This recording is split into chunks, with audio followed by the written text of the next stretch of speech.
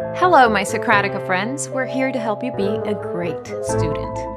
You probably speak English since you're watching a video in English, but do you want to be monolingual all your life, or do you hope to be bilingual, or trilingual, or even quadrilingual? I love learning new languages. It's opened so much of the world to me. I speak English, Spanish, Portuguese, Italian, so I have some experience that I can share with you. How do you get good at speaking another language? If your chosen second language is brand new to you, your first step will be just to recognize it. First, what does the written language look like? Let's pull up a page in Wikipedia. They have a nice feature where you can look at a subject in many different languages. What do you notice? Does it use the same alphabet as English? Can you tell the difference between related languages like French and Italian? Observe the different use of accents or special characters. Now, this next part is harder. What does this language sound like? International cinema is a great way to be exposed to a new language in real situations. Cossa et Colin, apportez-moi donc vos livres d'algèbre. Ou plutôt non. Zéro de conduite, consigné dimanche. You may find that initially it just sounds like an unintelligible blur, but eventually you recognize where sentences end. And then you can start to pick out individual words. You're training your ear to know what to expect in your new language. You might feel most comfortable learning from a textbook, and that's perfectly fine. You do feel a sense of satisfaction each time you finish a chapter. How do you pick a textbook? You could always go online and see what textbook they are using at a school you admire. Ask advice from friends who have studied the language before. They may even loan you some books. If you do get a textbook, try to find one that has extra materials like audio recordings. The more ways you're exposed to the language, the better. But what's even more effective is making your own study materials. We recommend situational learning. Think about the situations you'll find yourself in and what you'd like to be able to say and understand in your new language. This adds a touch of personal motivation to be able to handle yourself in public. For instance, you're visiting Barcelona and you really want some hot chocolate and churros. How do you ask for help? Picking a cafe, finding it on a map, catching a tram, ordering and paying when you're finished?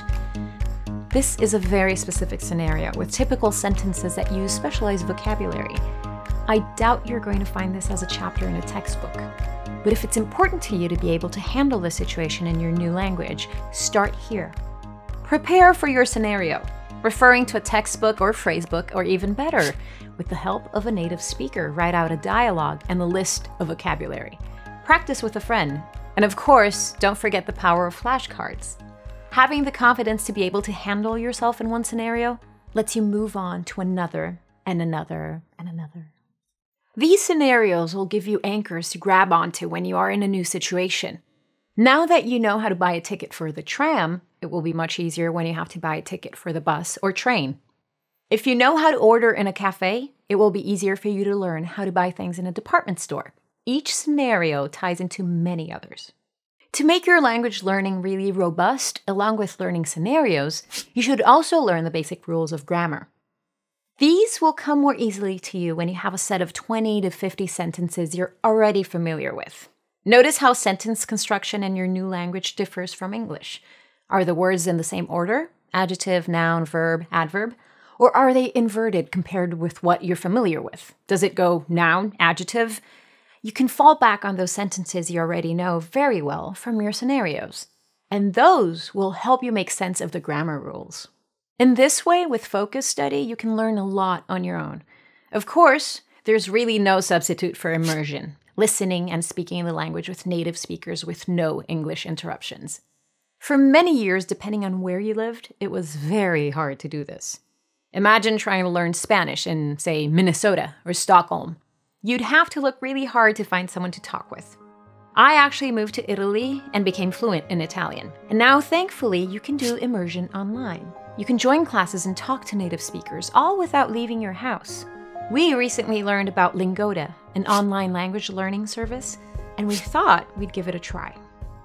Lingoda lets you work with group classes or individual tutors who are native speakers.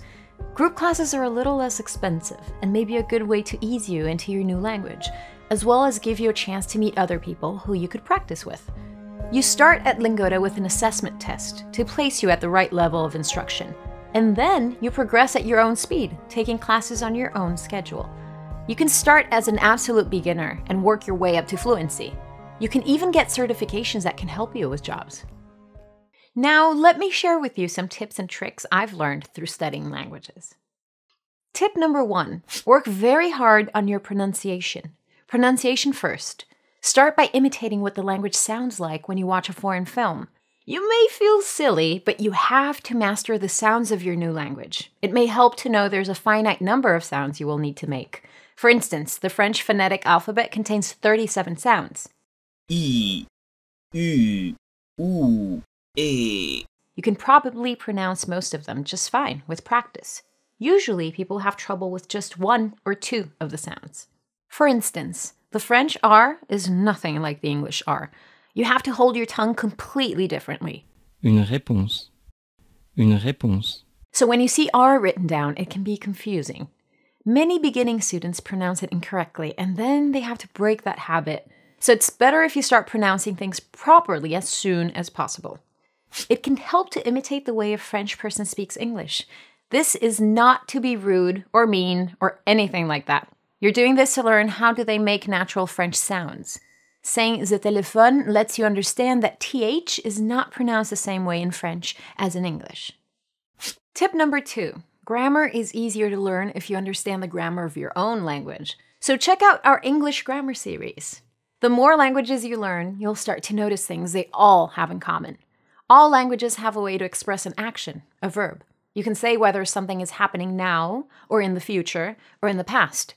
All languages have a way of identifying the subject, who or what is doing the action. Next comes replacing that subject with a pronoun. Luke went to the store. He went to the store. Soon you'll figure out that there isn't that much grammar to learn, and you can pick up a lot of it by practicing properly constructed sentences, like with those scenarios we talked about before. Another thing you'll get more relaxed about once you've learned more than one language is numbers. Each language has its own number system. Some will feel more comfortable for you because it's similar to your native language. Others, well, you'll learn how to count by 20s and subtract 10 or whatever. You can do it. Tip 3.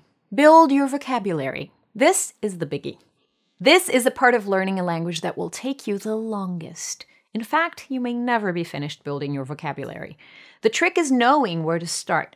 It turns out the great majority of the time, you use a very small number of words. Linguists have analyzed word frequencies in English, French, all the major languages.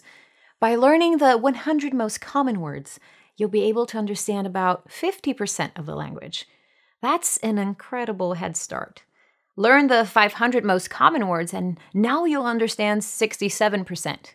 1,000 words gets you to 75%. Buy a frequency dictionary and commit yourself to learning first the 100 most common words, then the 500 most common words, then the 1,000 most common words. This will pay off rapidly. The best way to learn vocabulary is with flashcards and spaced repetition. Watch our video on flashcards to get some pointers on how to use them most efficiently.